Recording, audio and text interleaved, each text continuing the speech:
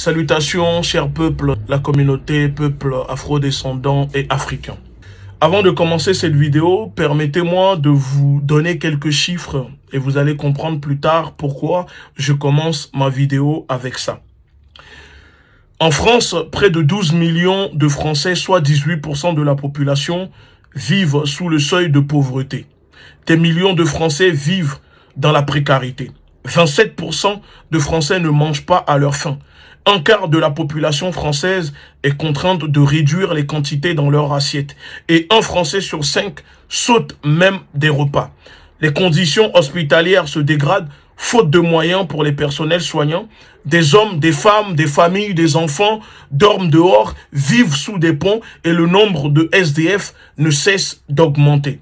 Vous avez compris? Et nous sommes en France. Et pendant ce temps, ce gouvernement de criminels dirigé par cet usurier de Macron-Poléon au service des banques et de la communauté internationale.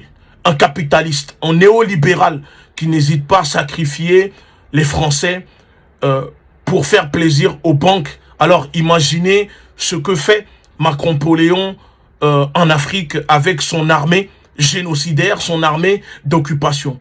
Je sais qu'il y a des Français qui n'arrivent pas à comprendre le fait que nous sommes en train de dénoncer l'occupation militaire de l'armée française.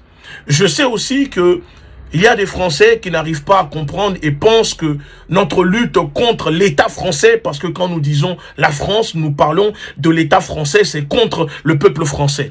Non, permettez-moi de vous dire que le peuple africain ne lutte pas contre le peuple français. Le peuple africain n'a aucun problème contre le peuple français. Le peuple africain a un problème contre l'oligarchie de votre pays. L'élite, la bourgeoisie criminelle de votre pays qui n'hésite pas à vous sacrifier, qui n'hésite pas à vous matraquer, qui n'hésite pas à vous éborgner, qui n'hésite pas à vous jeter en prison quand vous êtes dans les rues en train de manifester pour dénoncer cette vie de misère que vous subissez ici en France. C'est contre ça que le peuple africain se bat. Aujourd'hui, ce gouvernement de criminels dirigé par Macron n'hésite pas à soutenir des chefs d'État, des dictateurs, des sanguinaires à la tête des pays africains. N'hésite pas à provoquer des coups d'État. N'hésite pas à faire des assassinats dans le seul but de préserver l'intérêt politique, géostratégique de l'État français. Et c'est ça que nous sommes en train de combattre. Peuple français. Est-ce que ça, c'est une lutte contre le prolétariat français? Non. Le prolétariat africain a le droit aussi de vivre dignement, a le droit de s'exprimer. Sauf que quand le peuple africain s'exprime, on n'hésite pas à les massacrer. On n'hésite pas à les tuer. Comme vous, comme ils vous font ici en Europe.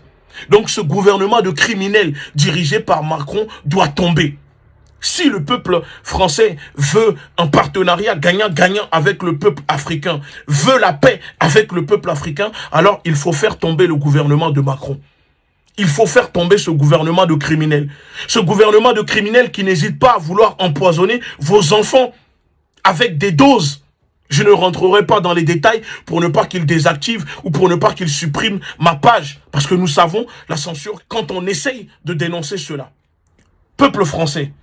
L'armée française est une armée génocidaire d'occupation au service de l'oligarchie, de la bourgeoisie et des multinationales.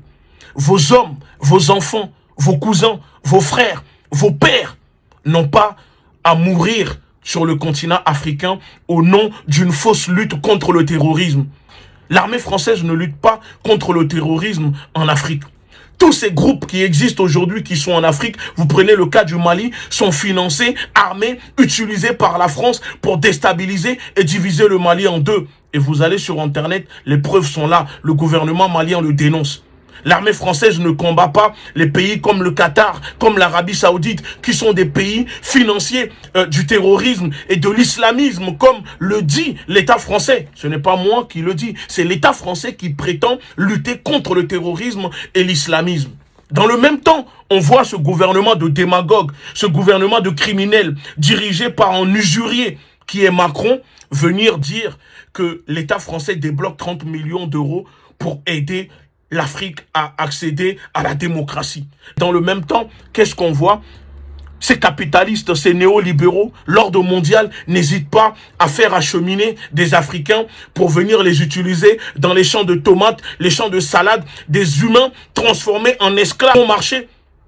Et ça, le peuple européen a le droit de s'indigner contre ça. Et nous sommes d'accord. Nous-mêmes, nous ne sommes pas pour l'immigration.